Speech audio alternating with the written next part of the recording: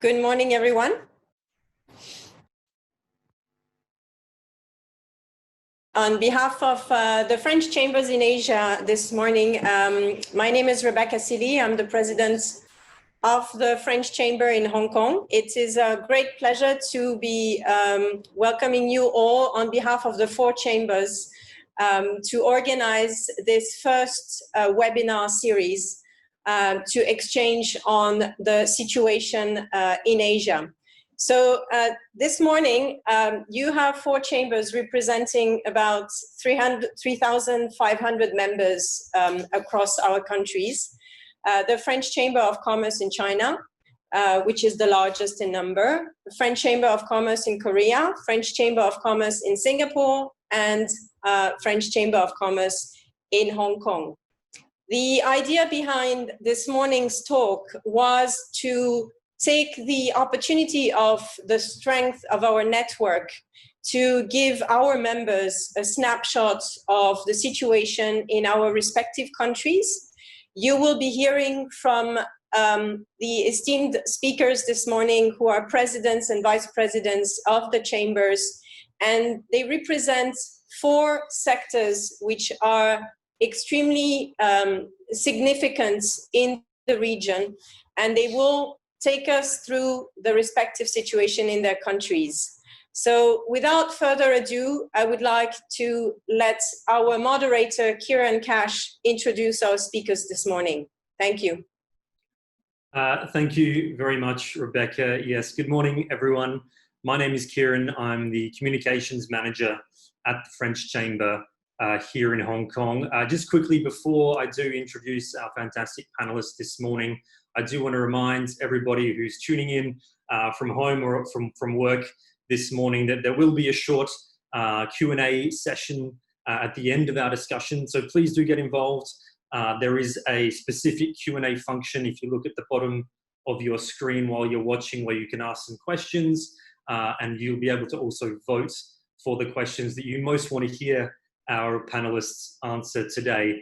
So without further ado, I'd like to take a moment to introduce our speakers this morning. So we have representing from China, Mr. Christophe Loras. He is the China Senior Vice President Operations for Accor Group.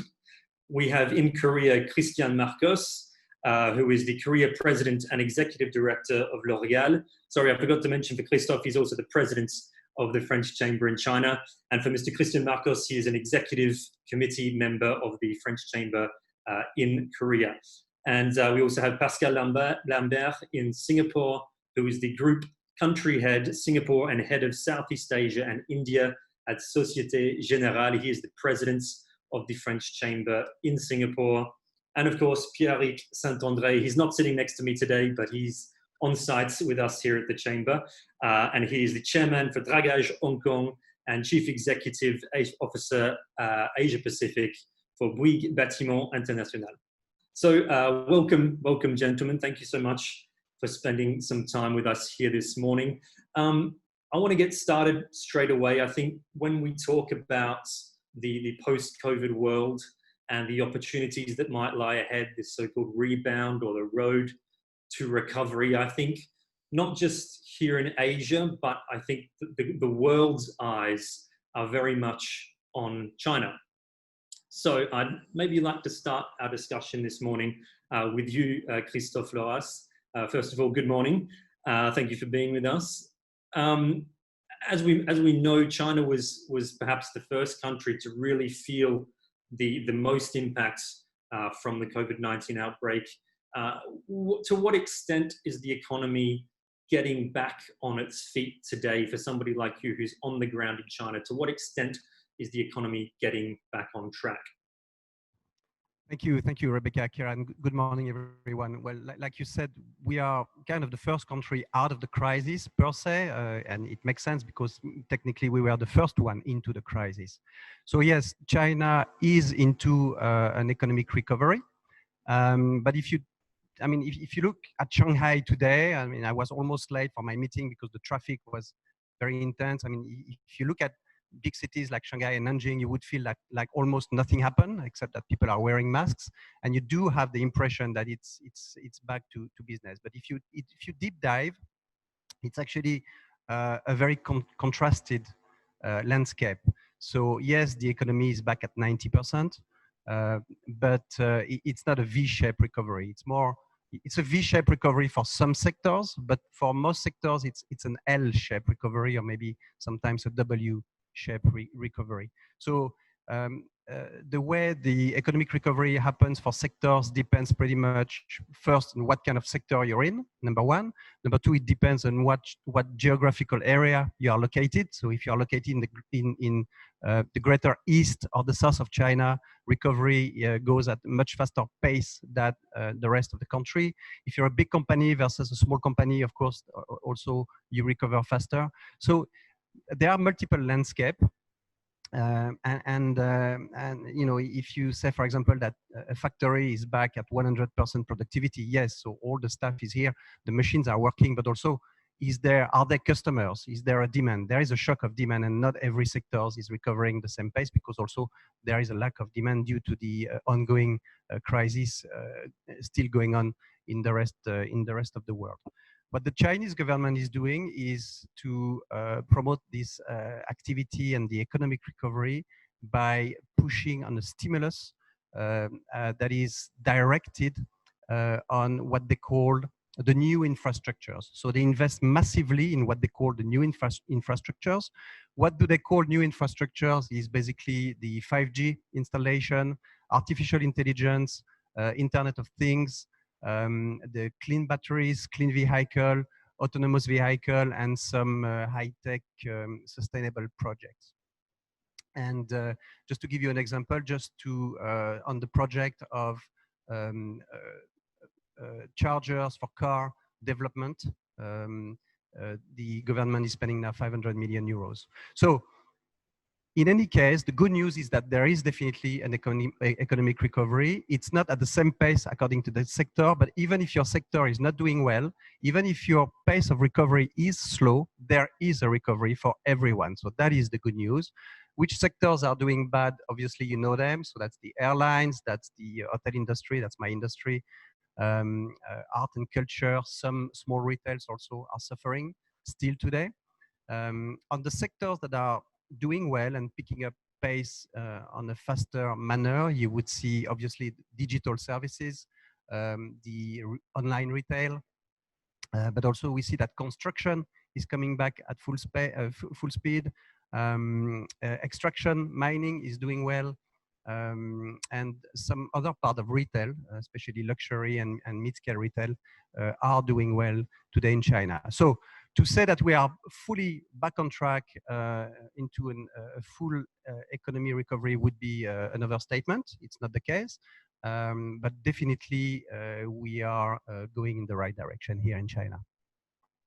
Thank you, Christophe. If I can hand to our colleagues in Korea, at least from the outside for us, it looks like it's similar in the sense that Korea is maybe one of these countries that's done quite well coming out of this crisis. But for somebody like you who's there on the ground in the country, what's the general state of affairs currently in Korea? Good morning, everyone.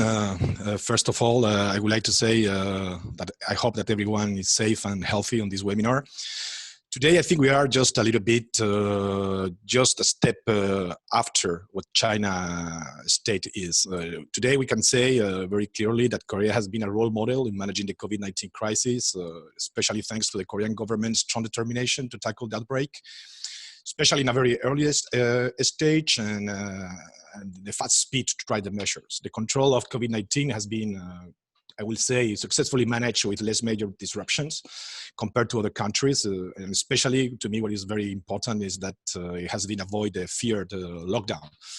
The so-called K-quarantine has received, as you all know, worldwide recognition for effectively flattening the virus curve since the first case reported in Korea in January.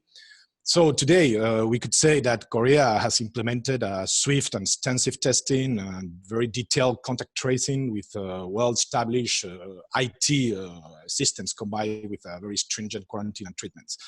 Today, just as an example, today Korea has the capacity or the capability to do more than 3,000 tests. They have screened more than 800,000 people so far, and only 11,000 positive infections. So with a very low fatality rate of 2.4, which is one of the lowest worldwide. So today we start to see that life is coming back to normal. Schools are gradually open, starting from May 20th. Most companies has resumed their activities and the normal business as well so far. And what is interesting to understand now is from economic perspective, what's going on. Today, Korea, taking into account that January, February and March, they were peaking in terms of infections. Korea has managed to achieve plus 1.3 in GDP growth versus the same quarter last year, minus 1.4 more or less versus the previous quarter. So the Korean economy has been quite impacted, especially for, I would say, two factors.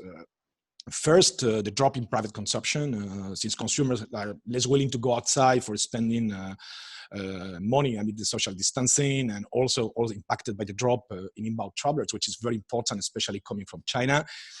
That was the first effect, which has a huge impact into the Korean economy on the first quarter. The second one is the slowing speed of exports, in which Korea relies very strongly. Today, what is very important is what is the state, what is the government doing? I think they're stepping up in efforts for the economic recovery with a full package of measures. Some examples, for example, there is an economic stimulus package, as they call, with all Korean households that can apply to receive emergency disaster funds to relieve a little bit the economy.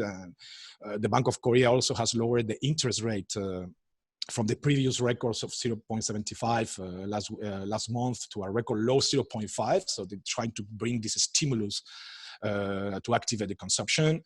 And we are expecting on the coming days also to bring a third extra budget so that it will be announced, also to try to give a stimulus to the job creation plan. So in this context, we start to see some green signs on the Korean economy. The stock market index, the KOSPI, start to gain confidence. So it's rebounding almost 40% since the COVID-19 ruin in March, which was a terrible drop.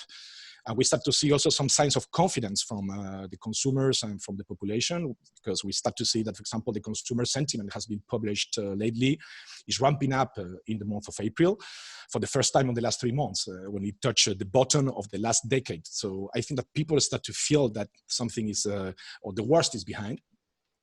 And to me, so I could say that there is a good short-term measures being taken in place that it will activate on the short term. But to me, it's also very interesting about Korea is that the Korean government has announced a bold push for the Korean version of the so-called Digital New Deal, that it means to overcome the coronavirus crisis and develop new growth engines for the future.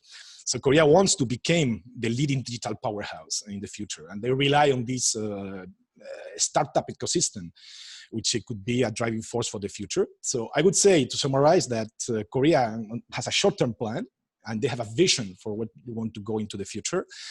So, and they have shown in the past a strong reliability and resilience to execute plans. So I think we need to keep optimistic despite the context, and we hope that S2 will be, or second semester, it will be a much better situation. Thank you, Christian. If I can maybe take the approach to look at Singapore, which I think Singapore has been perhaps one of the more interesting examples in Asia of the public health standpoint and also a business standpoint. Pascal Lambert, what is the case right now in Singapore? I think we've all been watching maybe what started as a more smooth dealing of the crisis. Maybe that hasn't quite turned out how we thought it would. What is the scenario right now in terms of public health standpoint and also the business standpoint? So, thank you, Kieran. And first, I would like to thank Rebecca and the French Chamber in Hong Kong to organize this. And I hope to be able to see you soon. But as you know, in Singapore today, we are still locked travel-wise. As you said, Kieran, Singapore we're currently, Singapore has faced 3 waves of the COVID. And the third wave was probably the most impactful, as many of you must have read. there is the situation of these migrant workers in dorms, and there is a large population of them, and some clusters developed 4 or 5 weeks ago. And when you look at the number every day in the past 3 weeks, we have probably between 300 to 600 new cases every day. And the vast majority, 99%, are coming from these clusters. Actually, yesterday, when you exclude this, there was 0 case in the local population, in the Singaporeans and PR, permanent residents. So this week, we are actually in the first phase of the exit from what they call here the circuit breaker. They have their own expression for lockdown. And this first phase was initially scheduled to last for 4 weeks, but with a view of the relatively good numbers that we have seen on COVID, it may be possible that this first phase will actually last about 2 weeks. Frankly, the first phase is not a major change for many of us in sensitive industries like banking, and most industries are still encouraged to practice work from home. So as an example, in banking, from a quota of 10%, we would be allowed to go up to a maximum of 25%, but with very significant constraints in terms of health measure when we come to the office. So effectively, we do encourage our staff to remain at home. The impact of COVID has been very significant for the Singapore economy. As you know, it is a very trade-oriented economy, and the government expects that the GDP could go down as much as, between 4 and 7% this year, which obviously is a very significant number. The good thing is that Singapore, of course, since the independence, has built up a very significant war chest in terms of foreign reserves and the sovereign wealth funds. And the government came last week with a 4th step in terms of budget support to the industry for an amount of about 22 billion euros. And when you add all these measures, it amounts to 62 billion euros, 95 billion Sing dollar, which is about 19% of the GDP. So very significant measures affecting job support, of course, because in this kind of situation, it is a small and medium-sized company which are suffering the most. So there have been some very generous schemes which have been granted by the government to enable some of these companies to be able to survive until August or September, as it is indeed quite critical. And also a lot of initiative in terms of upskilling the manforce, and also incentives to hire Singaporean, either trainees or Singaporeans who are out of job. The final point I wanted to make, and which is of course for us extremely significant, is the traveling.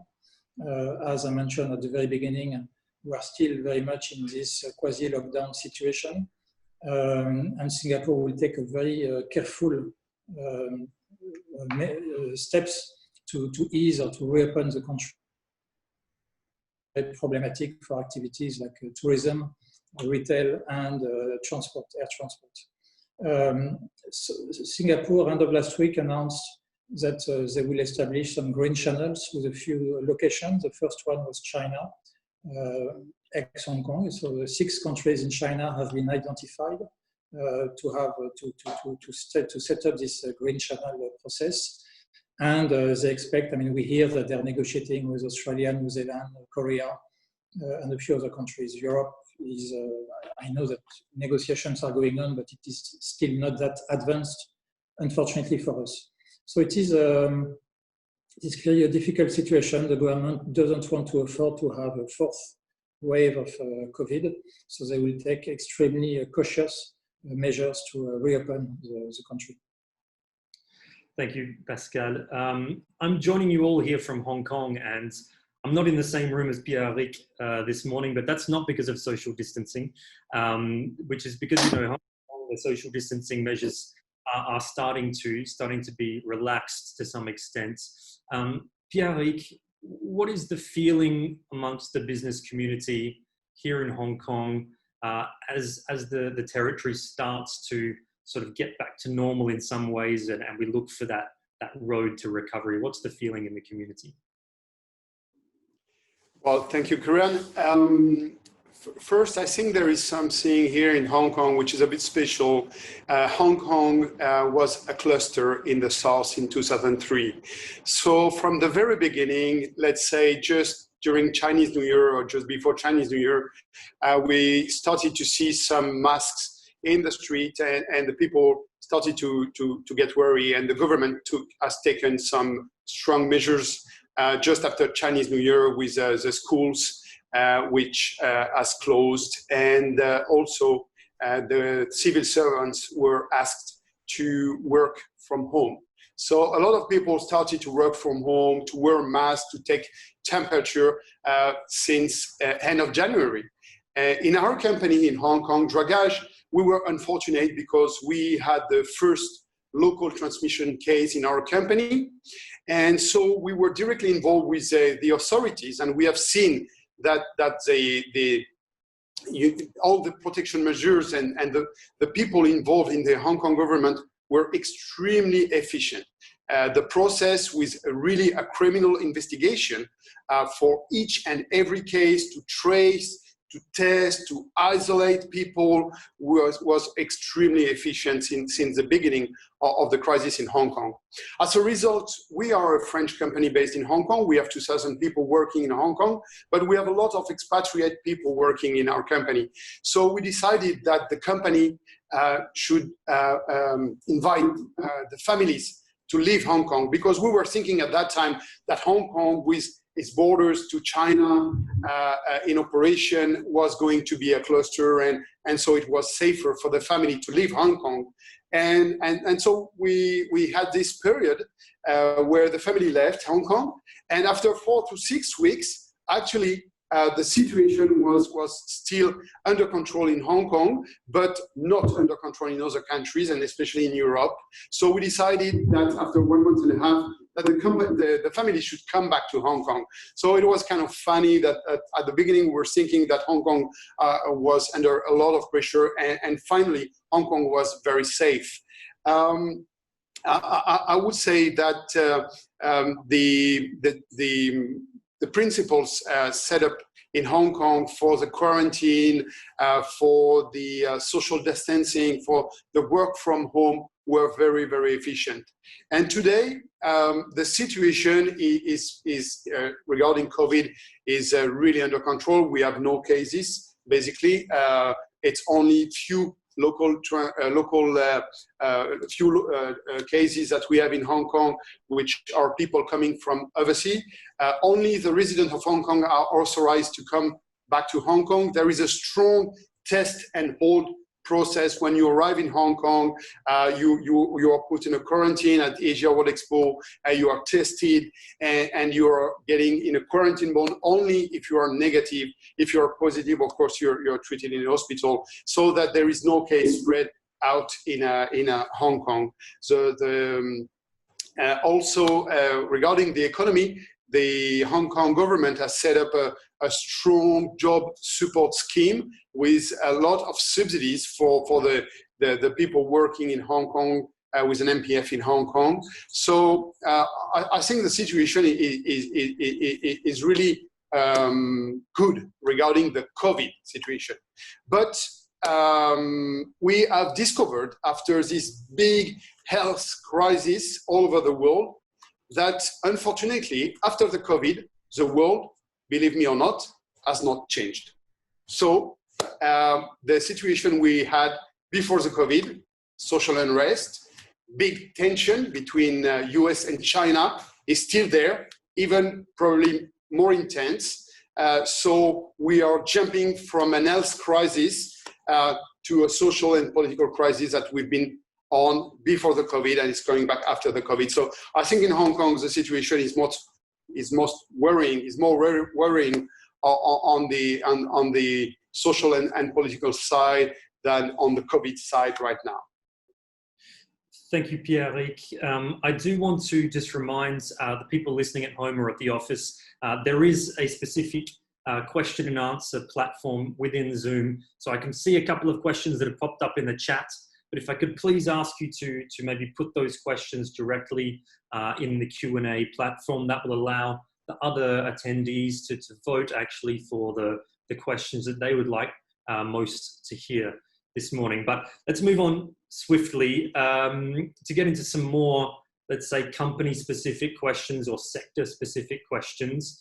As you said, Christian, Korea has been one of the countries that has come out of this crisis, so to speak, a little quicker than the others. But how did that affect your business in terms of what sort of business disruption was there for companies like yours at L'Oréal? Thank you for the question. I think that no one could anticipate really the dimension of the COVID-19 outbreak. It has taken us a little bit with a step change.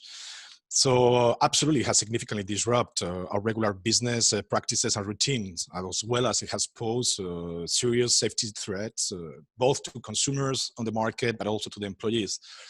Personally, to me, I'm a firm believer that there is an opportunity always in any crisis. So this unprecedented business disruption of COVID-19 is not going to be any exception. As a company, L'Oréal, we got an unexpected boost factor, I would say, to upgrade our agility and our adaptability to the shifts and also to adopt new ways of working. And it has required a very strong collective intelligence and reactivity as a company. For example, first, it has been a great exercise of organizational agility to test our business continuity plans and, of course, rapidly revise our business goals and milestones and go-to-market strategies. So I think to respond to this crisis as quickly as possible, I think the most important thing was to set the new targets inside the company to navigate the crisis by managing the expectations properly, especially to the stakeholders. We were one of the first countries together with China, so this point was really capital for not stressing the organization and to really lead the way that we were talking to the organization inside the organization. Secondly, we show a fast capacity to adapt to the new business environment as a company that no one has experienced before, or I would say that we have forgot how to do it because we had the SARS also in the past, but we know that memory is short. So meaning to take extreme safety measures in record time, we have to navigate getting sanitary supplies amid the scarcity, amplifying the new policies of working from home, or even making all our business running efficiently in online. I think that also a very important factor that we have believed is how we have renovated our responsibility side with the country. We intensify our commitment with the country through solidarity support. So all of us in L'Oréal, we jump into Korea by committing to support our local community to overcome the crisis. So we have tried to help the most vulnerable populations, the low-income families, also the healthcare professionals, also in our cosmetic market, also helping the small commerce like the salons. So we had tried to be close and to renovate this commitment with the community. And last, to me, I would say, but not the less important, is how we were adapting to the channel shift.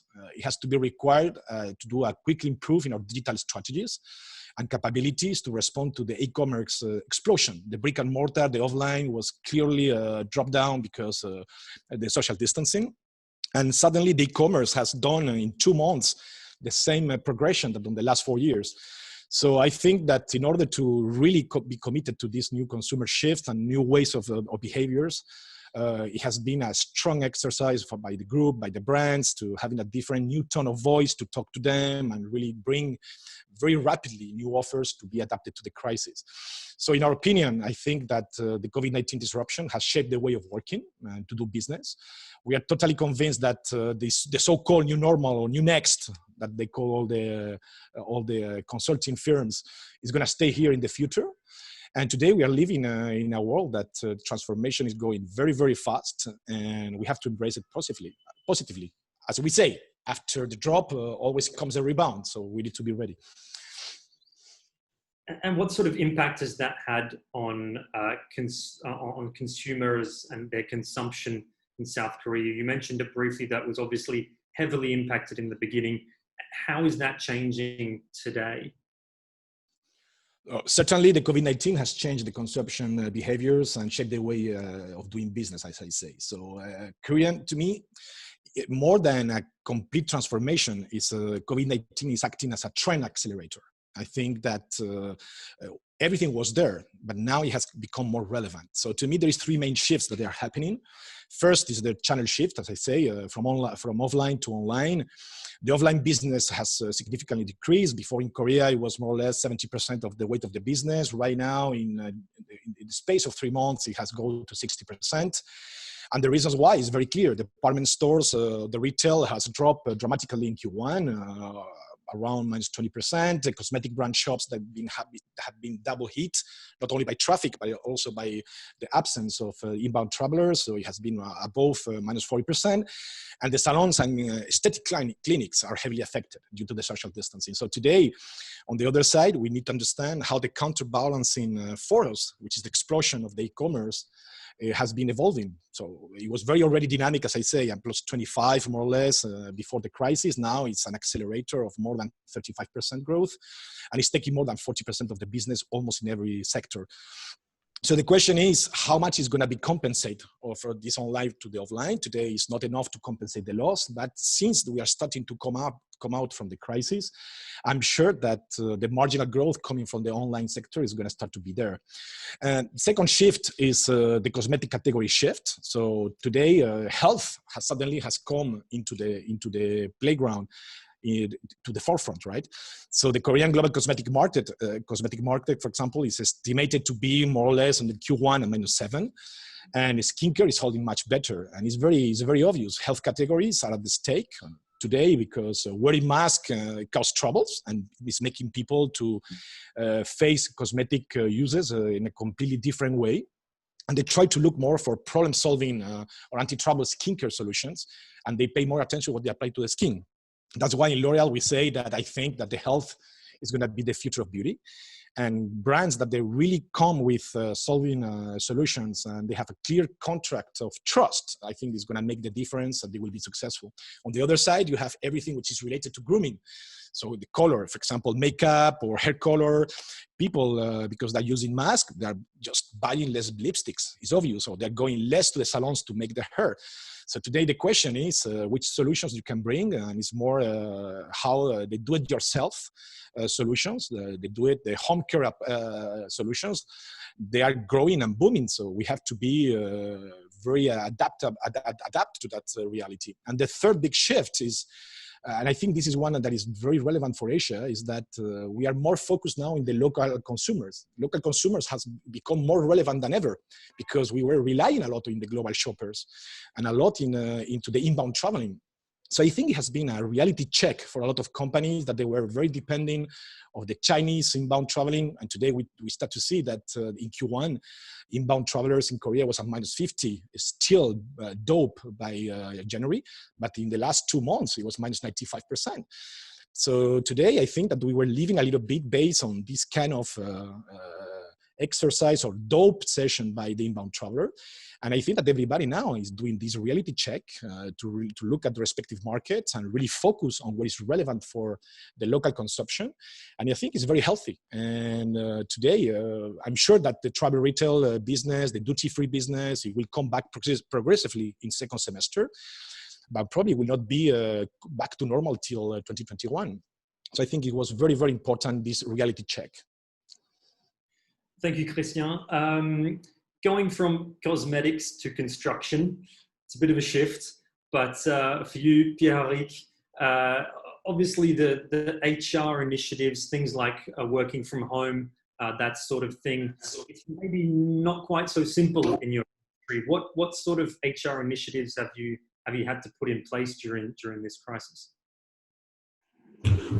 Well, you're right, but we have taken a very simple decision.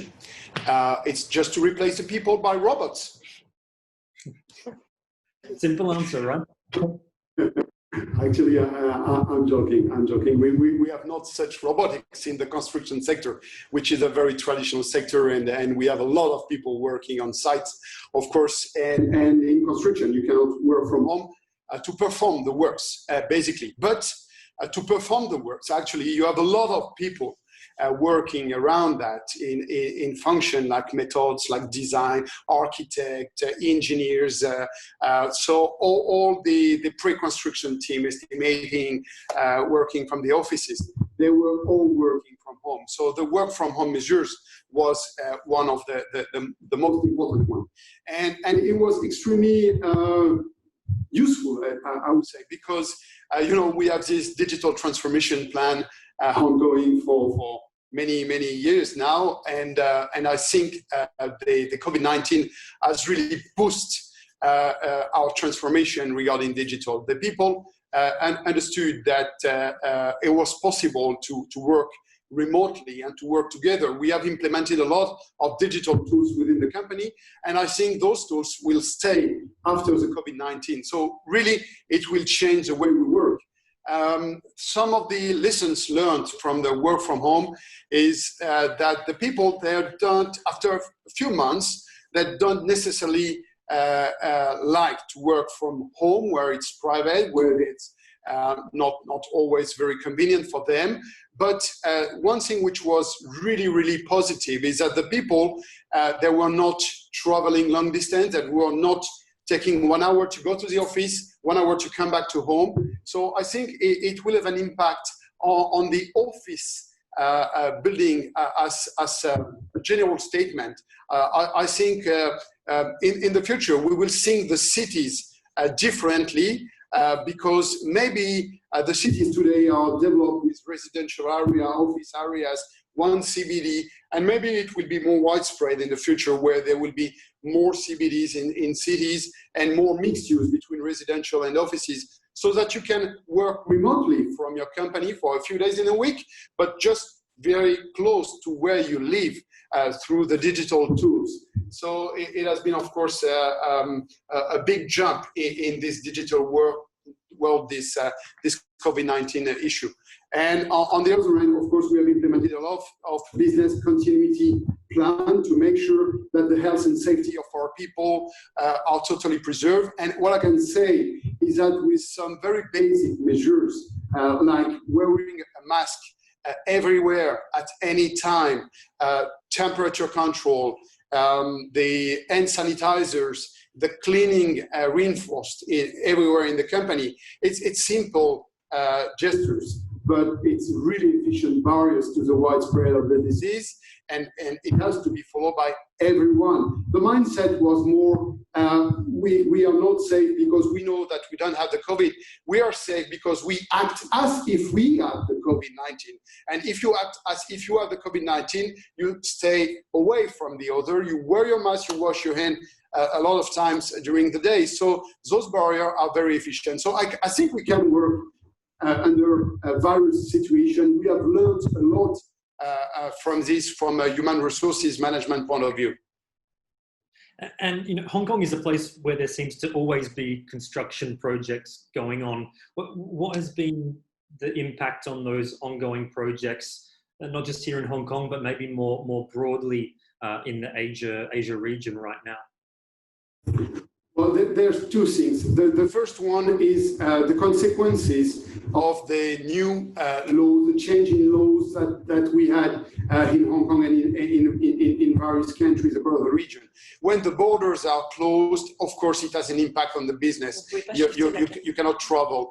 And also the shutdown measures prevent you from working. So when you cannot work, but you still have some supply chain working outside of your country, you have deliveries issues, and it's interesting to see how much you depend from other countries and not just one country. So one lesson learned here is about the dependence that we can have when we are producing the works and buying goods from various countries. If a country is under shutdown, you cannot have your goods, or if you are under shutdown but the deliveries are still coming in, it's very difficult. So the local production and the supply chain also will be, I think, we will have a lot of lessons learned from the COVID here, from those measures taken by public authorities. And on the other hand, on the private market, of course, it's very simple. Your clients, like hotel,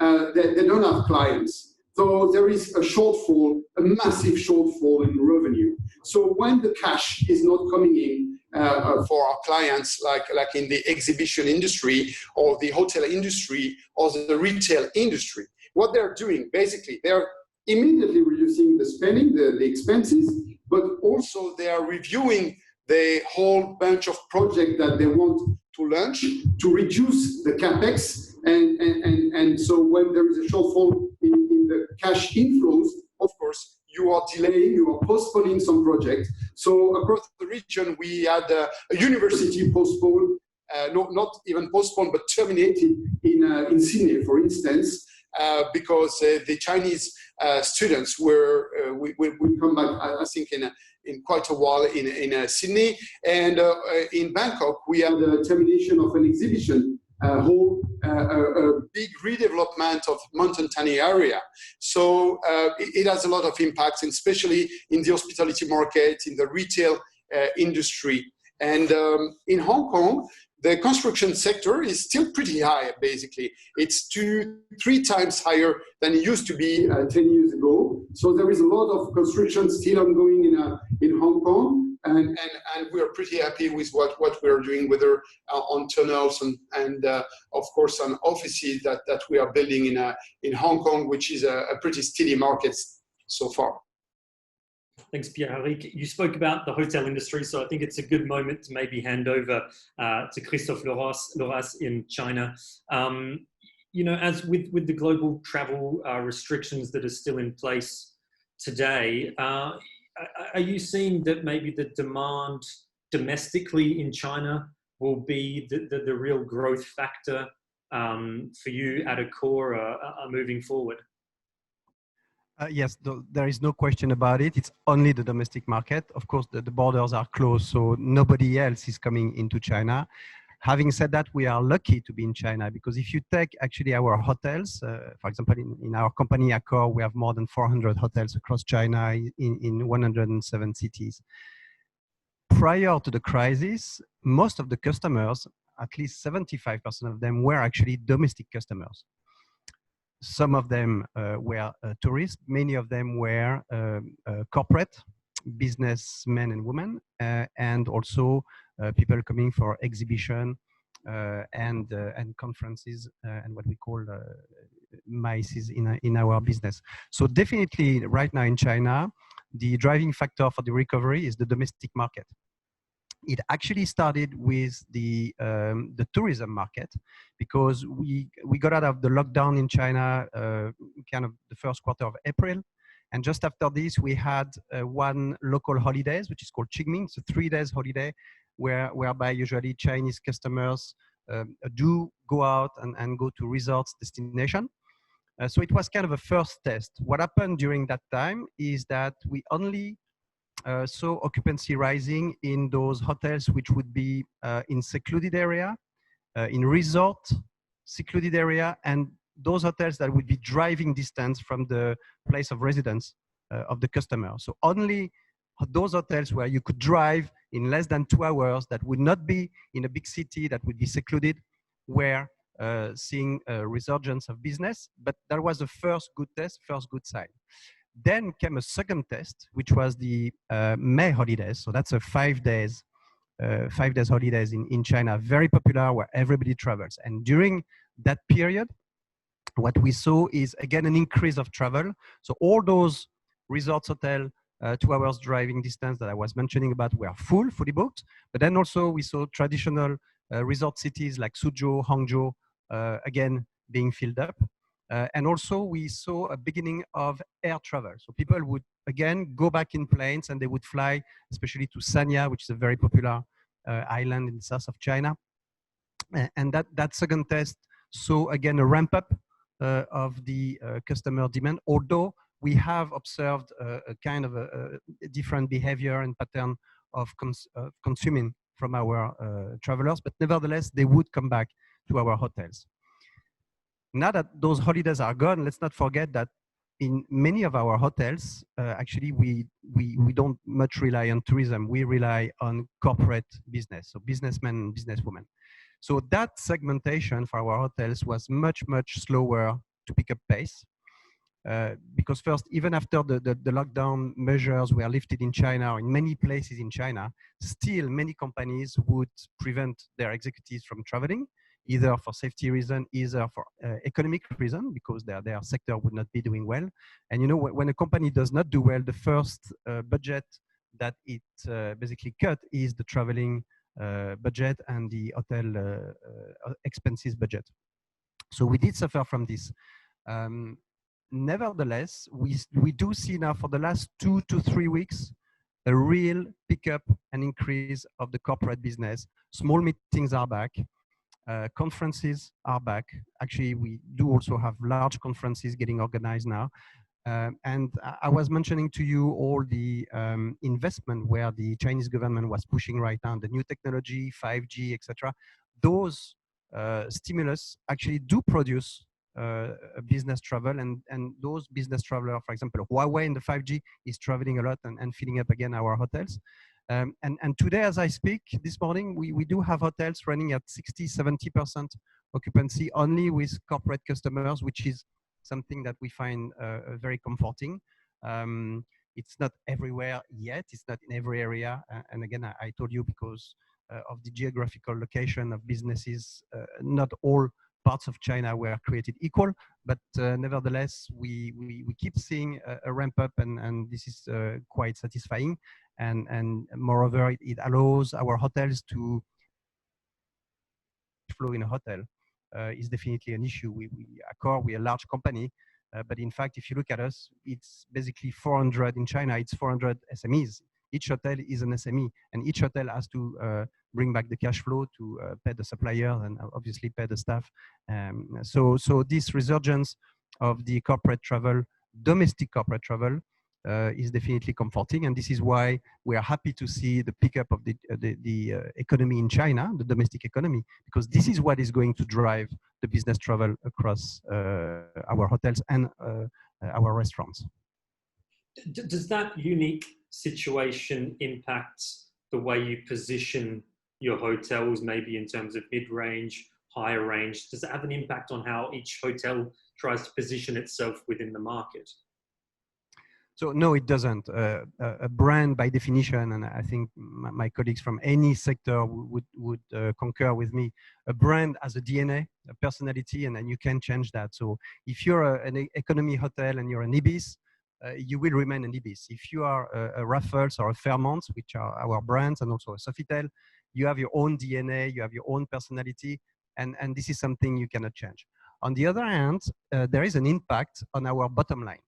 Because what's happening right now is that I told you that our customers have a different pattern of behavior for consumption now, and that companies were restricted with budget, especially travel budget. So what's happening is that now there is an impact of our bottom line because some companies choose to drop their rates, so the rate of the room would be cheaper. Some companies choose to keep their rate, but to put a lot of added value in the rate. So whichever way you look at it, it is going to have an impact on the bottom line. But that's a small price to pay to kickstart the recovery, to create a volume buying into our hotels. And what is important for us right now is to build up occupancy, volume business, and to gain back some profitability so we can fill up the cash box. Thank you, Christophe. I do want to move on swiftly because I know we're running low on time. Sorry to keep you waiting there, Pascal. I'm interested to know, I mean, you have a very much a regional outlook. What has been the impact on your banking activities within the region for Société Générale? Sure. As you know, Société Générale in Asia is following what we call a wholesale banking model. So we are not a retail bank. We are not a real commercial bank, and our activities are focused on global market activity, but also capital market and lending to large customers.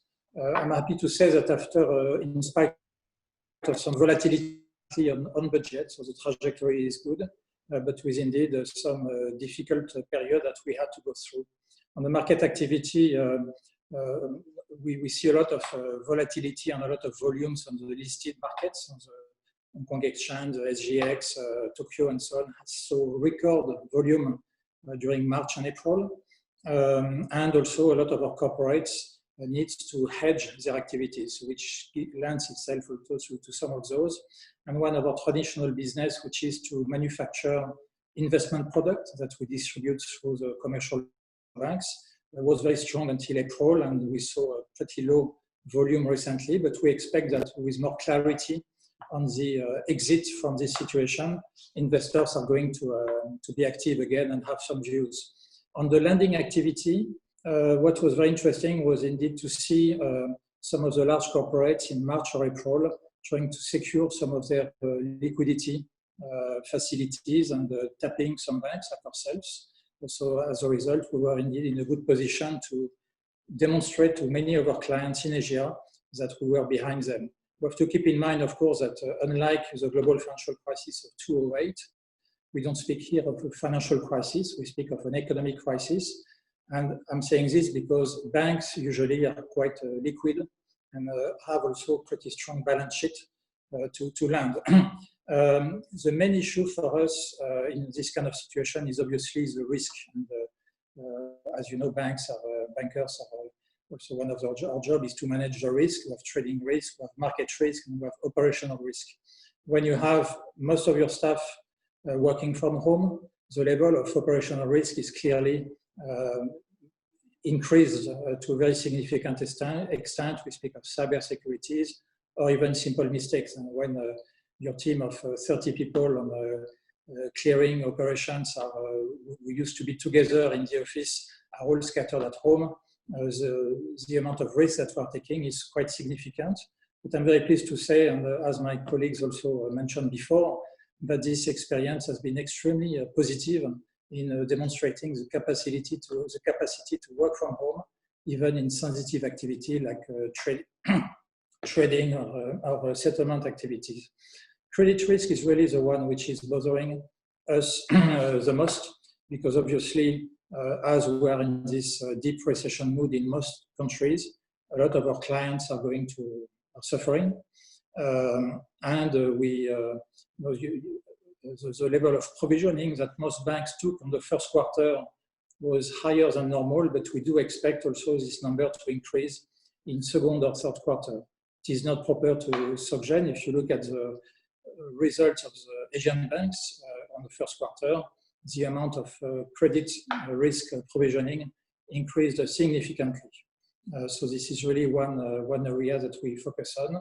At the same time, on the positive side, and I think to echo what was mentioned earlier, what we have seen with COVID will accelerate digital transformation for many of our clients, but also something which is very important for us, SocGen as a bank, the development of sustainability and sustainable finance in the region. Yeah, you mentioned that digital transformation. How much has that accelerated that within your organization at Société Générale? Talked about home working, that kind of thing. Are those the kind of things that you think you'll carry on into the future as well? Sure. On the first point, banks by definition should be seen as a giant fintech. We have massive IT resources. Obviously, we don't have we are not perceived to have the agility that a small fintech may have. But when you look at, again, speaking of market activity, the development that we have seen in the past 15 years in global markets is effectively similar to developing fintech activities within the bank. And on the fintech side, we have always, and we accelerate various approaches. First, we have a very active incubation program within domestic incubator within SocGen. For instance, we promoted and the emission of these issuance of global bonds using token technologies. It is a technology which came from SocGen staff, and we have put it in a separate company. One activity which is extremely sensitive today, because in Singapore in particular, we have seen some issues on commodity trade finance, is to able to develop blockchain and DLT on trade finance. And we are also actively part of this. So indeed, we see a need to accelerate on this. At the same time, also, we look at what is happening outside of SocGen, and we do some acquisition from time to time, not too often. And we do partner with interesting technologies that we see. If you look at the loan market, There are some initiatives going on right now to create a kind of marketplace on loan trading, and which we think will benefit to the market. We'll probably participate to this. Coming back on work from home, there are clearly some questions as to what will be the future for us. Singapore is a bit transport issues at places like Paris or like big cities may have, and where indeed you have the risk for the staff. The risk is really on the transport, not really at the office. But it will probably prompt us to think a bit more carefully in terms of hot desking or issues like this. I think our staff at present is happy to stay at home because more in terms of health consideration, but also to concur with what was mentioned earlier. Obviously, after 3 months, people miss the team, working with colleagues, and this kind of social aspect of working together. But I think hot desking and working from home is clearly something where we have accelerated our understanding of what it means. Thank you, Pascal. I am going to move on to the Q&A section because I know that there are a number of questions that have popped up throughout the discussion today. We've got about 5-10 minutes to answer some of those questions. The top-rated question that we have in the Q&A this morning is from Julian Harel, who asks, when do you think or believe that all the borders between, let's say, Hong Kong, Singapore, China, and Korea will open, or reopen rather, without any quarantine to be done? So I guess an open question to the panel, perhaps our friends in China, I know obviously in the tourism sector, do you have any sort of visibility on when you think those borders might be able to reopen again? We don't. We have hopes, but we can't tell right now because China is extremely cautious. The one thing they absolutely don't want is a second wave. So they will wait until all the indicators that they have set are onto the green to allow the border opening without quarantine. I think there will be border opening with Hong Kong, with Taiwan, with Korea quite fast, but it will be under conditions, and how those conditions will be lifted, it will mostly happen as and when it's required and safe. So I don't want to put up my crystal ball today. Do any of our other panelists have a crystal ball they'd like to look into? Well, no crystal ball, but it's definitely the question. Everyone is expecting to have those restrictions to be lifted, and especially the quarantine, because the borders is one thing, but the quarantine is really affecting the business. But of course, the cost of the disruption of the COVID is so high that no state can afford to have a second shutdown. So that's why there is a lot of fear. And I think, unfortunately, the quarantine mode will stay quite a while, unfortunately, because this is really the tricky part of the border reopening. While you're there, Pierre-Eric, I did notice a more infrastructure-related question in the Q&A, so I'll keep you there. It's a question from Ronan Hassel, who asks, do we see a will or desire of the different governments around the region to launch a program of significant increase in infrastructure expenditures, as seen in Hong Kong after the SARS outbreak? Yeah, good question.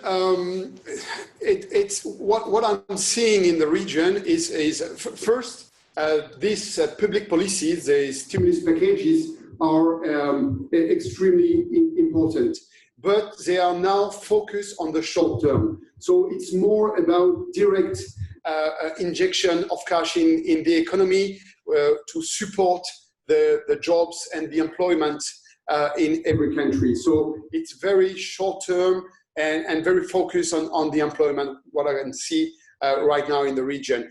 The investment in the infrastructure will probably come with new stimulus packages, and it's going to be very interesting to see the decisions of the various countries, whether they are promoting through this stimulus package environmental infrastructure to help all the policies to reduce the carbon footprint, or to promote the development of the 5G through a large digital infrastructure to help promoting this digital transformation, or whether it's going to be more civil infrastructure to help the transportation, to ease the transportation, or more residential building or new kind of office building.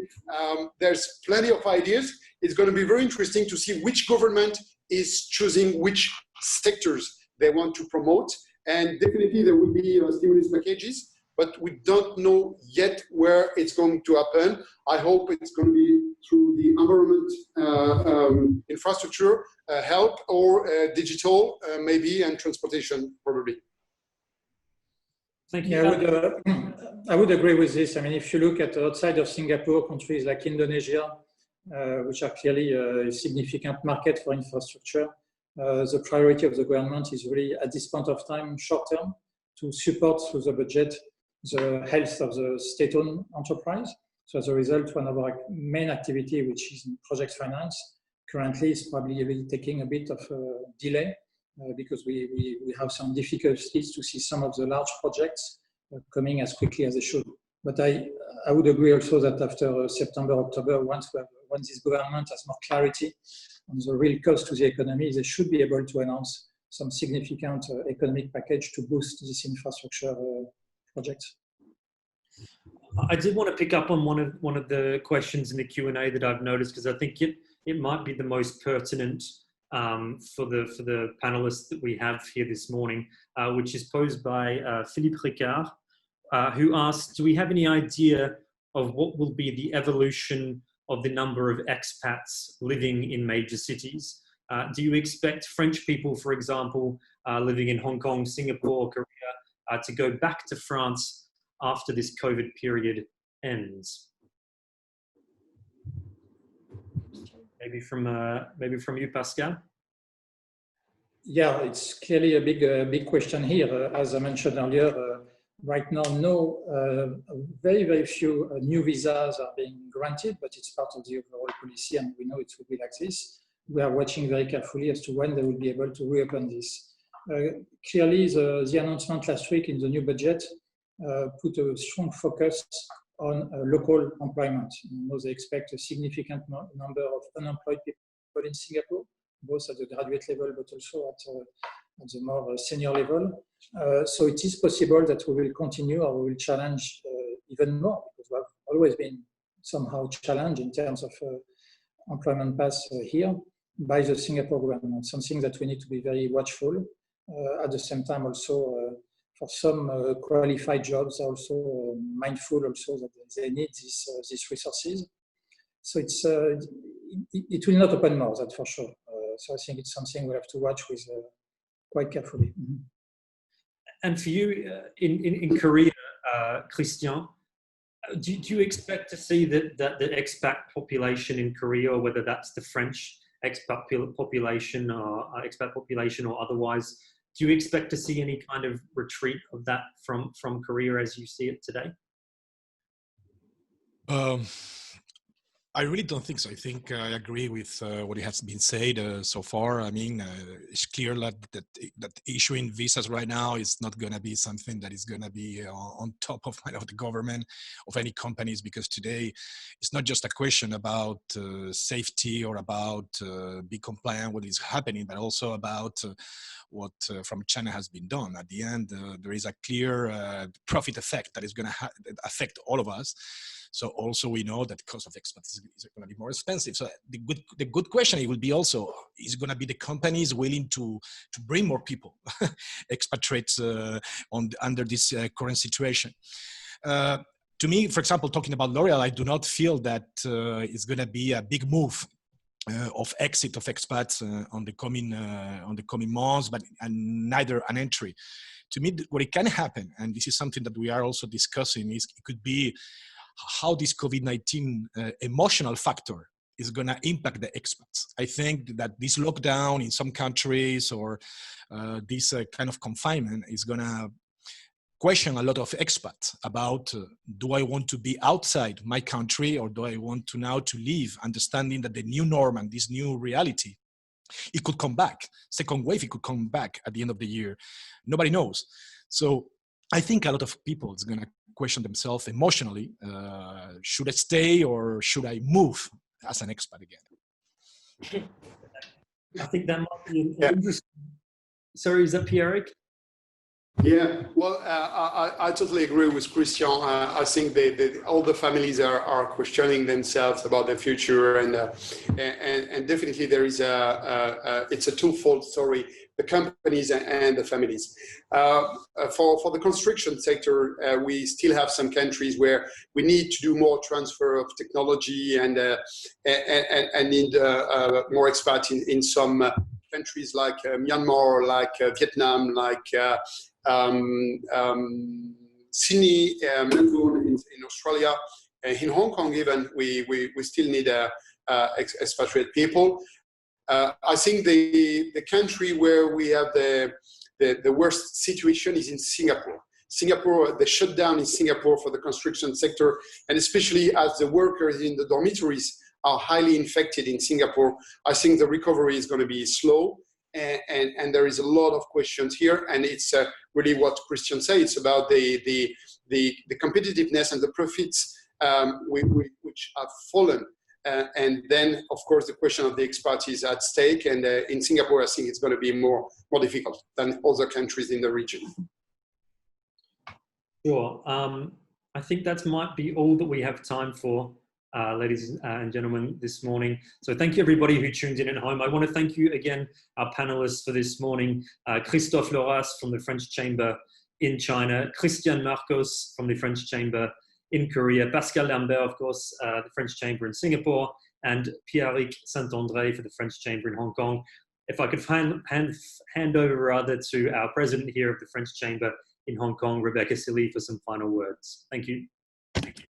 Thank you, everyone. I appreciate we've been a bit short in time, and there are actually a lot of questions. I think this is an illustration of the good opportunity that we have here to share what is happening among 4 countries. So certainly to continue on this dialogue and hopefully to allow our members an opportunity to exchange. We might be organizing soon another session to continue the conversation. I think it's important that we stay informed and closer to the grounds and use the Chamber's network and the expertise of the members to understand the market situation and how it might evolve. There is, I believe, a shared understanding that the evolution will be first regional before it becomes intercontinental, and the rebound will have to work in the region first. And so for a lot of our members doing business in multi-territories, this is also critical. So please, beyond this webinar, do not hesitate to reach out to your respective Chambers teams in the countries, and they will connect us all together if you need information, insights, and hopefully when the travel will be allowed for all of us back, welcome you in the respective chambers in the different countries. And we will be in touch to organize a next joint webinar very shortly. I think the beauty of this is also for the chambers. We had a massive digital transformation ourselves. We had to learn to become events organizers online as opposed to physical events, but actually we've seen the benefit. This has allowed us to have more than 200 participants online this morning, which is fantastic. And a lot of questions we will have to answer another time, but we will keep these questions and reach out to the members separately. Thanks everyone, and stay safe and stay well. Thank you.